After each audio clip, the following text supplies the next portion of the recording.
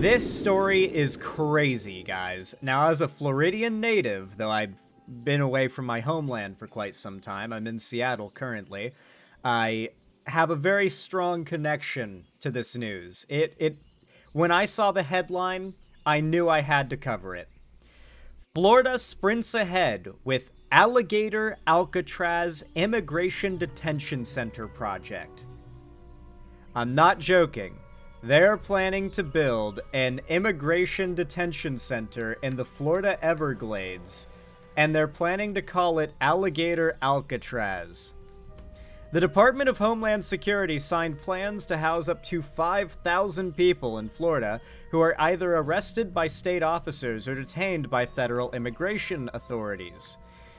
Florida's headline-grabbing push to create Alligator Alcatraz, an immigration detention center deep in the Everglades, happened swiftly with little apparent notice to state legislators responsible for paying for it or to local officials who will have it on their doorstep.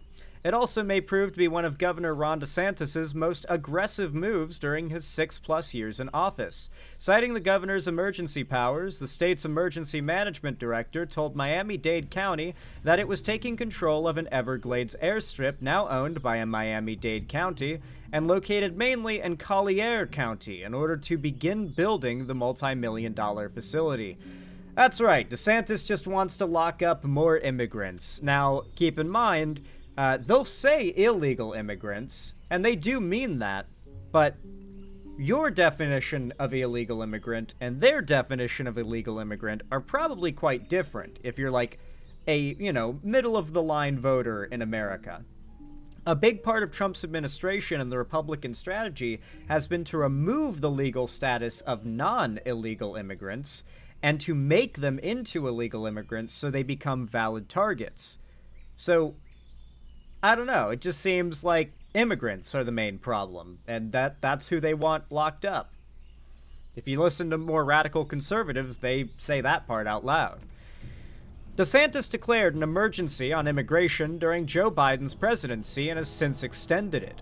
After President Donald Trump took office, the Republican governor has pledged Florida will do whatever it can to assist Trump's administration in its mass deportation efforts. Time is of the essence, Kevin Guthrie, the state's emergency management director, wrote in a letter sent to Miami-Dade officials late Monday. We must act swiftly to ensure readiness and continuity in our statewide operations to assist the federal government with immigration enforcement. Not much was known publicly about the plans for the detention center until Attorney General James Uthmeier, DeSantis' former chief of staff who was appointed to the job in February, talked up the idea of Alligator Alcatraz on social media last week. The chosen site is a long airstrip that was built as part of a massive project abandoned in 1970 amid environmental opposition. Well, no more heating environmental opposition anymore with this administration, huh? Fuck the river of grass, I guess.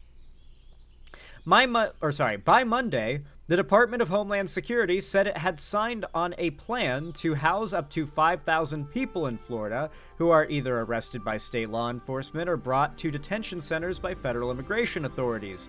DHS said in a statement that it planned to tap into a federal emergency management agency shelter program to reimburse the state the estimated $450 million a year of U.S. taxpayer money it will cost to run the remote detention centers.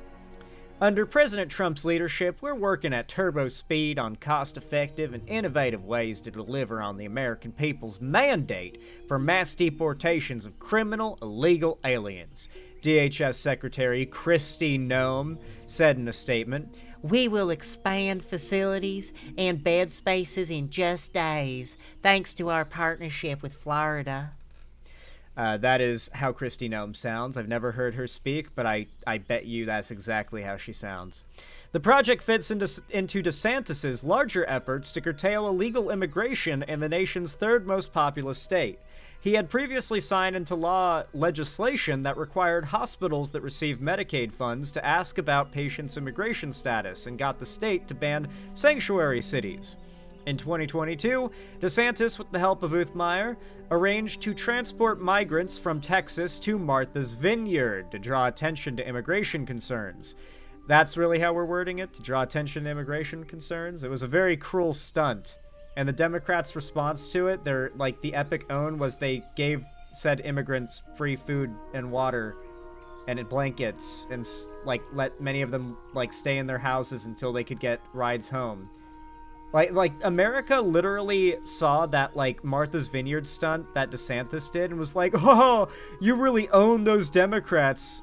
Like, how? Uthmeyer was recently found in civil contempt by a federal judge who said he deliberately gave law enforcement permission to flout her court order putting a state law on illegal immigration on hold.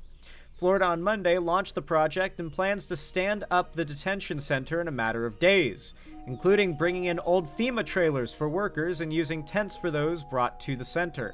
The governor's office maintained that there would be no removal of vegetation, additional paving, or permanent construction.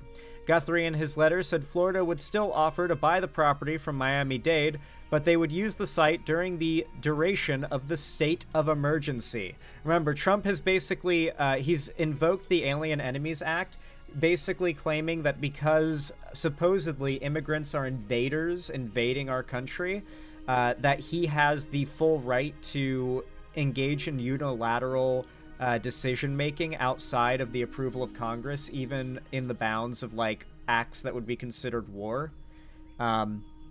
He's essentially succeeded in establishing a precedent that through his whole presidency, because immigration, America's always under attack, and so he can always do what he wants because America's under attack, and he's the commander-in-chief.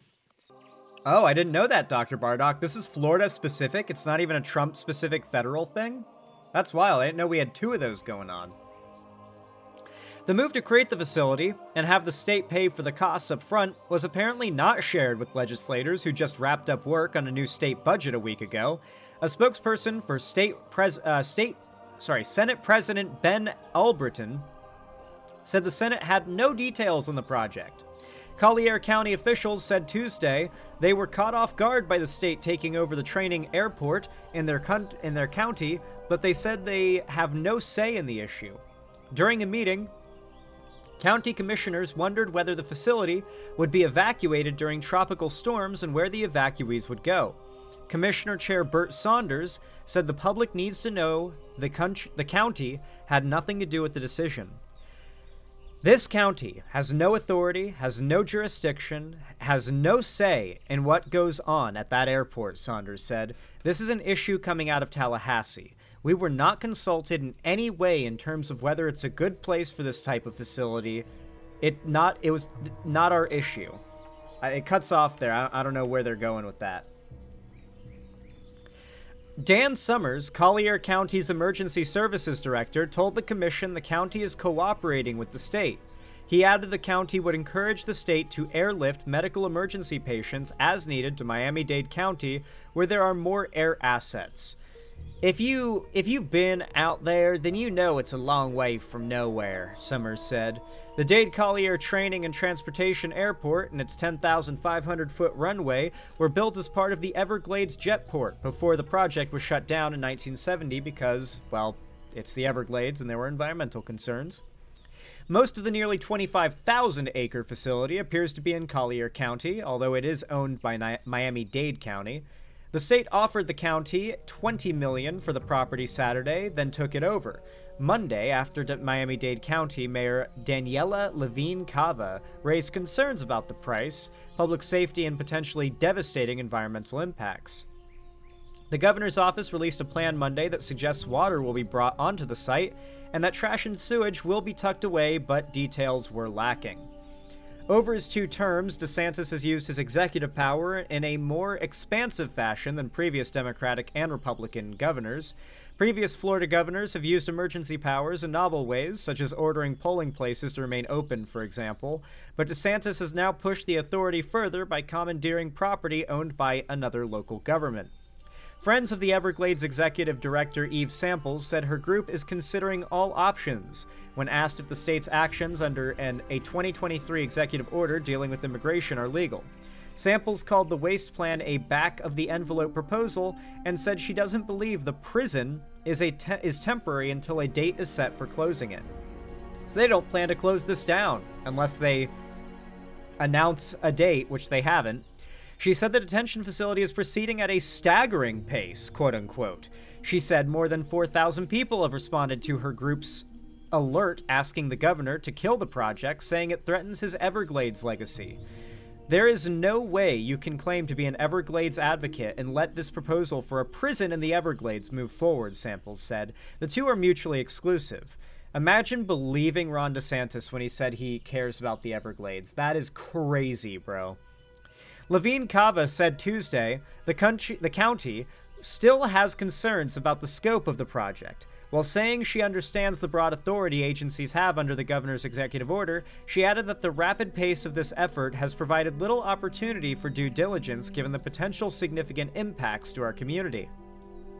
The governor's office, in a statement that mentioned how the plan was to make the center a temporary facility, added that Governor DeSantis has insisted that the state of Florida, under his leadership, will facilitate the federal government in enforcing immigration law.